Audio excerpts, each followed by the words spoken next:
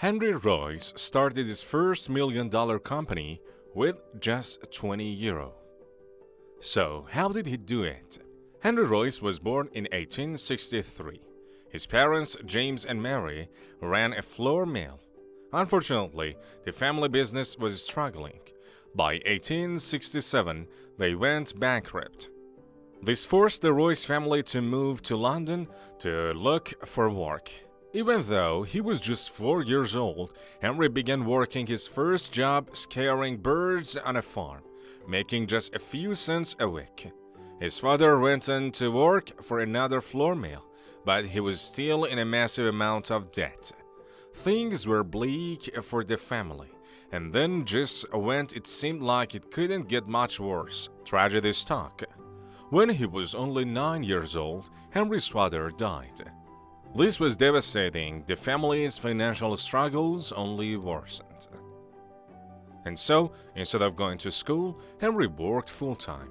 He sold newspapers and delivered telegrams for the post office, making the equivalent of just a few cents for every delivery. However, Henry's mother was still in debt and realized she could no longer support her children. So she sent Henry to live with an elderly couple instead, although they barely made ends meet themselves. There were many days when all Henry had to eat was a piece of bread soaked in milk. As a child, this malnutrition and hard labor contributed to his health problems for the rest of his life. By the time he was 15 years old, Henry had only completed 1 year of school. So, his aunt tried to help with his education by giving him a small fee to join an apprenticeship program with the Great Northern Railway Company. This meant Henry had to relocate again while his aunt managed to cover the fee for the apprenticeship scheme. She couldn't afford to pay for his housing, but luckily Henry managed to move in with a man named George Yarrow, whose son was also an apprentice for the railway company. At night, George tutored the two boys on how to use tools. Henry found this fascinating and spent many hours practicing. And despite being just a teenager, he was soon regularly building beautifully made brass model whale brows in a Yarrow's garden shed. Henry may not have had much of an education, but he was skilled with his hands and had an incredible work ethic. Unfortunately, the money from his aunt only lasted for 3 years of his apprenticeship before he had to drop out again. So, at 17 years old, Henry began working with a tool-making company in Leeds, making just 1 penny per hour. Then he moved on to the electric light and power company in Liverpool. He worked harder and longer than his co-workers, often skipping meals instead of tinkering with electronics. After working these jobs and saving up whatever he could finally afford to the electrical engineering classes at night at the City and Guilds Institute. The skills he learned from these classes meant that by 19 years old, he could get the best job of his life, working as a chief electrician for the Maxim Western Electric Company. Henry felt like he was finally making progress. However, in 1884, the company tanked and Henry was left unemployed yet again. It seemed as though no matter how hard he tried, he could never catch a break. But this time, Henry decided to start his own company instead of looking for another new job at a different company. Even though he came from such humble beginnings, Henry felt there had to be more to life than this, and so he decided he'd try to become rich and start his own business. Of course, he knew he needed some help, so he tried to convince his co-workers to join him. His friend Ernest Claremont agreed to take the risk. He was also an engineer, and together they began a new business called F.H. Royce and Company in 1884. Henry only had 20 euro then, while Ernest had 50 euro. But they pooled what little savings they had and went into business together, beginning by making electric fittings. They rented a building on 1A Cook Street in Manchester and lived in a single room above the shop. The two could barely afford to eat, so they made sandwiches daily. The odds of two young men succeeding like this are slim to none. But instead of giving into self-doubt, Henry did what he had always done and worked harder than the rest. He ensured the product was better than the competition with everything he did. Finally, after lots of testing, they created their first successful product, the electric doorbell. These began to sell quickly, and Henry was known to work for long nights at his desk to make more of them for his customers. Using their money, Henry could begin creating more ambitious, more extensive products like generators and an electric crane.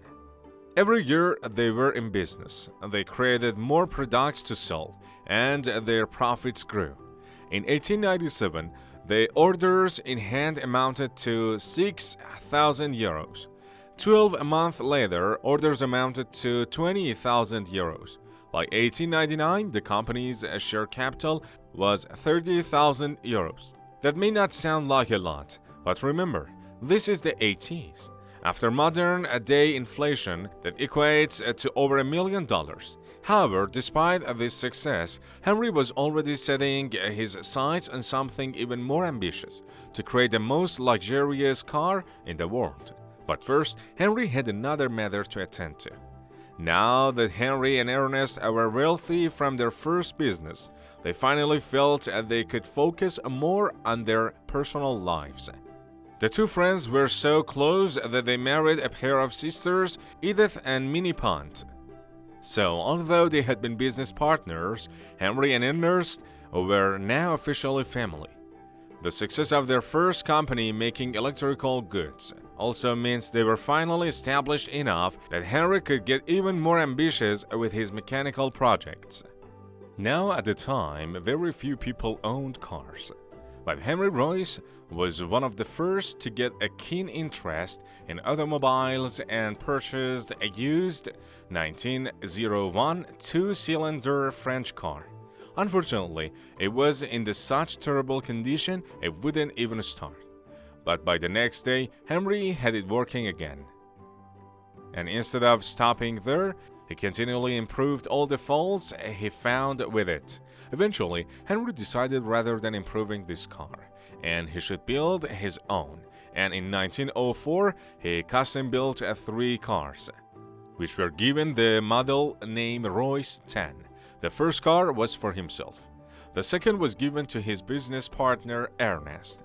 But the third was sold to a man so impressed by the vehicle that he introduced Henry to a car dealer named Charles Rolls.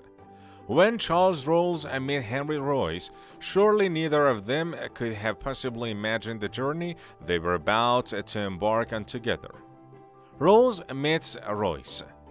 No one would have ever expected Charles Rolls and Henry Royce to become business partners. Henry was a true rags to riches story, but his partner Charles was the polar opposite, having particularly every handed to him from an early age. However, both of them shared a true passion for cars, and this partnership would lead to the iconic Rolls-Royce brand. Charles Royce was born in 1877 to the first Baron and Lady Languedoc. Even from a young age, Charles was always tinkering with mechanical objects, earning him the nickname Dirty Rolls from his friends.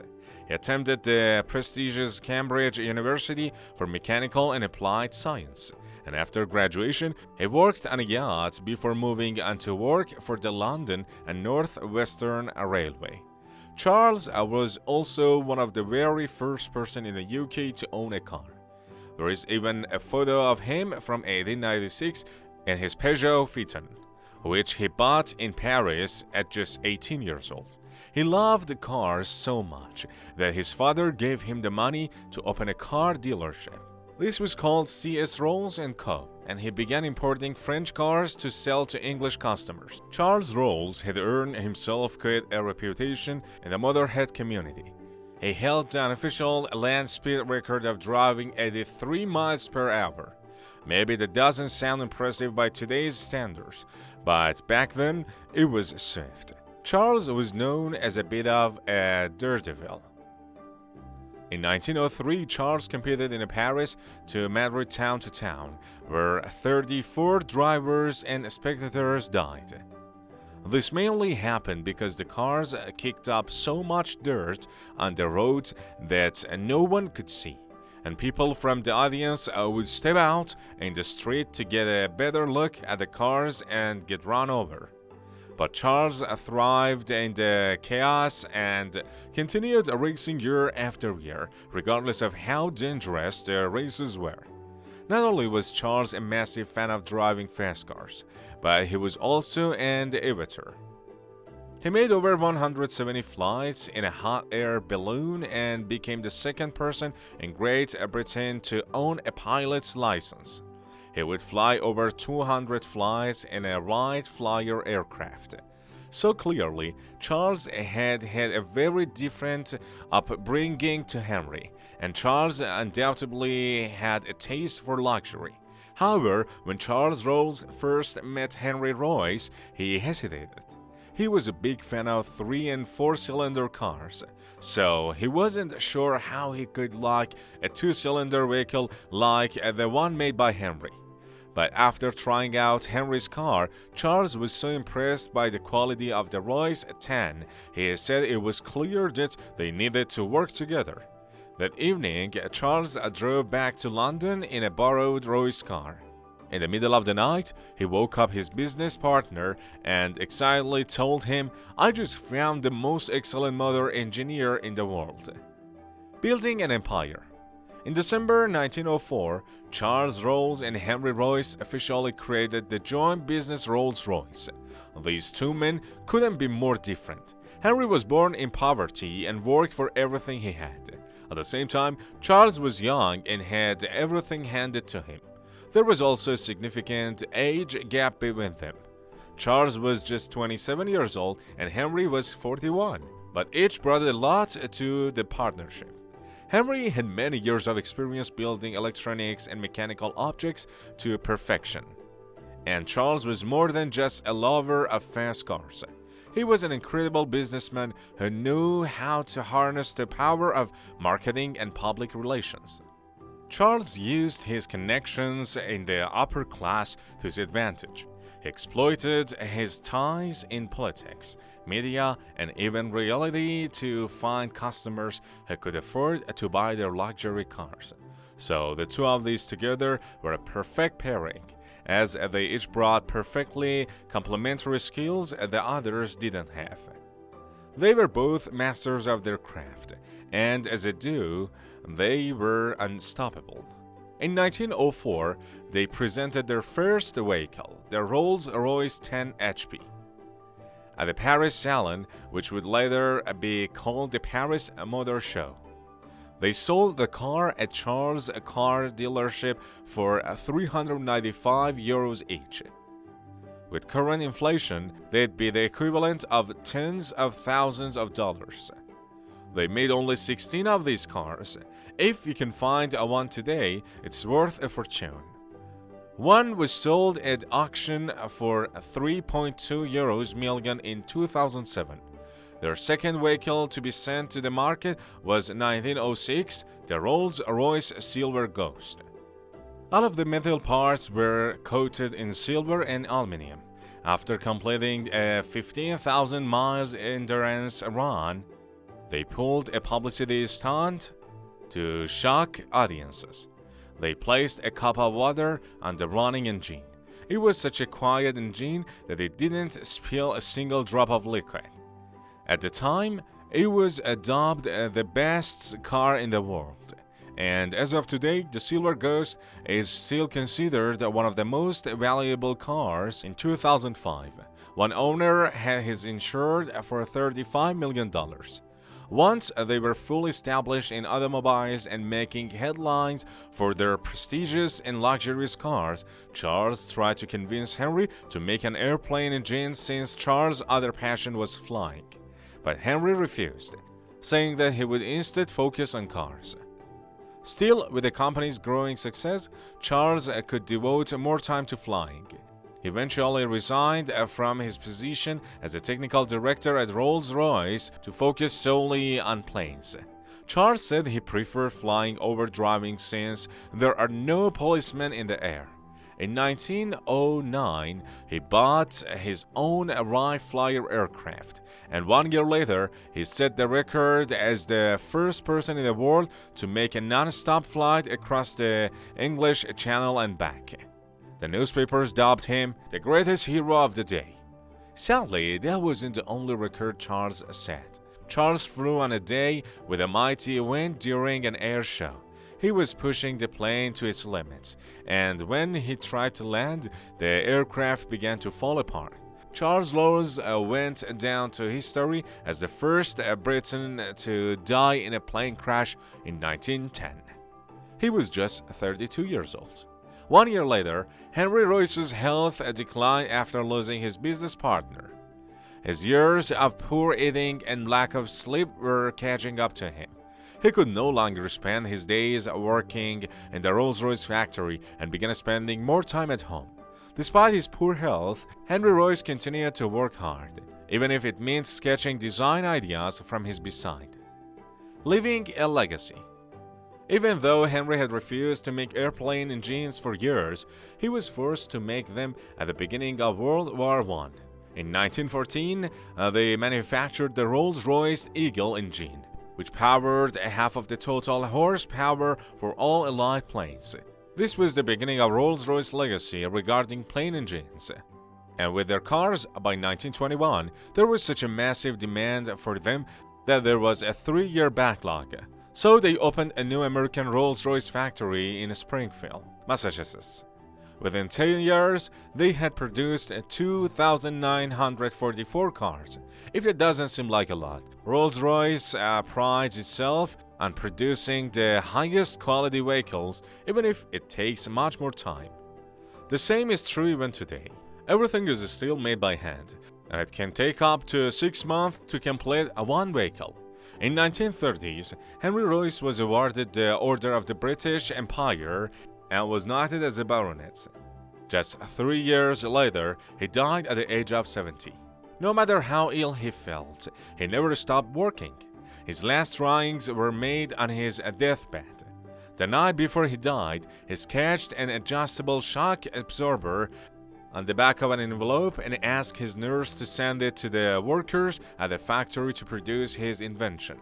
He died before the letter could be delivered. Both of these men left behind a legacy that far outlived them. Rolls-Royce continued to make vehicles long after their death. Even today, the name is still synonymous with luxury, and the company's most recent valuation was over $7 billion. If we can learn anything from the Rolls-Royce story, it's that no matter where you come from or how bleak your starting point in life, with enough hard work and determination, you can build something incredible and transform the direction of your life. In the words of Henry Royce, strive for perfection. Take the best that exists and make it better. If it doesn't exist, create it. And this attitude is very similar to the man who created a Lamborghini. He was never happy with the cars he tested, so just like Henry, he decided to build his car instead. However, the difference with the Lamborghini story is that his motivation to build a car was revenge on Enzo Ferrari.